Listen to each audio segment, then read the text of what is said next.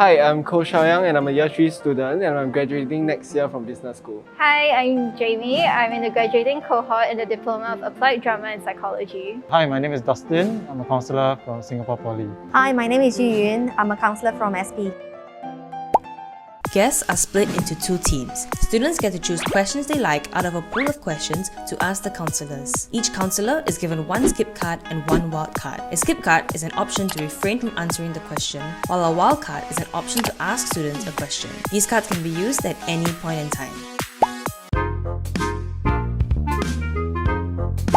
Okay, the first question we want to ask is, because you are professionals, you have received training, when you are talking to students, you can't necessarily get too personal with them. So what are the things you would do to find you trustworthy, to find you comfortable? So in training to be a counsellor, I've had to be counselled myself, and through that journey I've had throughout my Masters 3 over years. Until now, I'm still seeing my own therapist and supervisor to support me in my journey. I think vulnerability is something that's always there. We all have things that we want to hold, we all have things we want to hide, and therefore there's a lot of courage we take, especially when we reach out to someone else to tell our problems. I guess in answering your question, how do we actually manage that vulnerability? I think would be just being there for them and letting them know that there's no judgment in this at all. We are here for you as much as you're ready to, and we take it at your pace.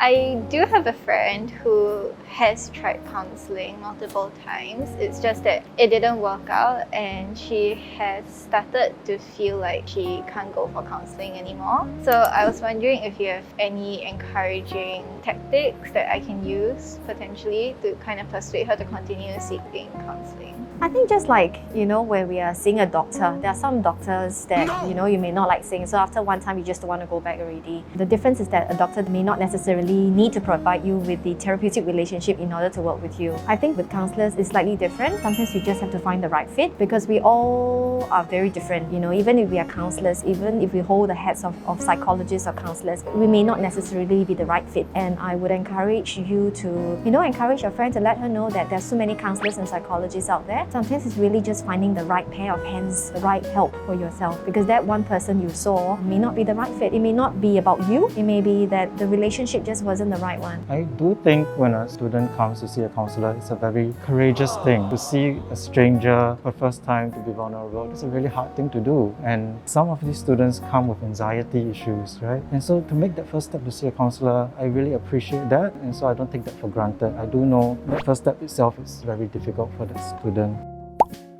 Do you think the stigma in the student body is getting significantly lesser these days, or do you think it's not a trend? I've had students come in to counselling very afraid that somebody else will see them, in the centre. But once they got comfortable, they come and then they see me. They come week after week. They realize, hey, actually nobody's looking at them. Nobody's really, here to judge or see, who's coming for counselling or not. I think sometimes there might be an initial fear of that, but going beyond that, I think most people start becoming more comfortable when they experience counselling and realize that it does help them. So it's our turn to ask a question.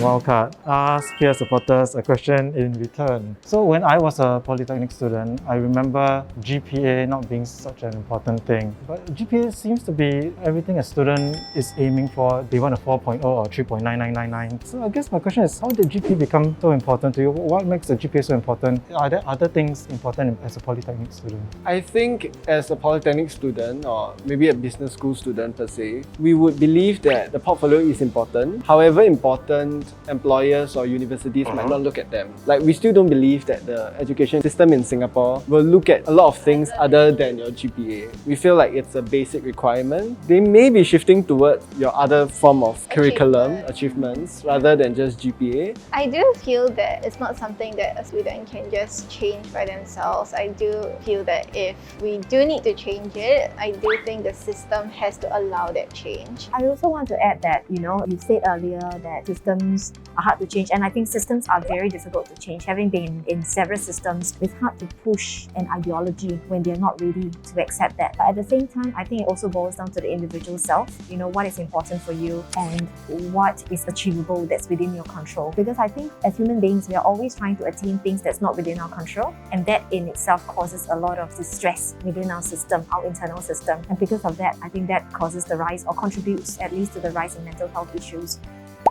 I would say today's session, I think we can conclude it as the bubble has been popped. It did make me feel like counsellors, however their profession, however how trained they are still humans. And they are accessible, they are very close to us in school compound. Thank you for coming down. Yes, thank you for doing this session.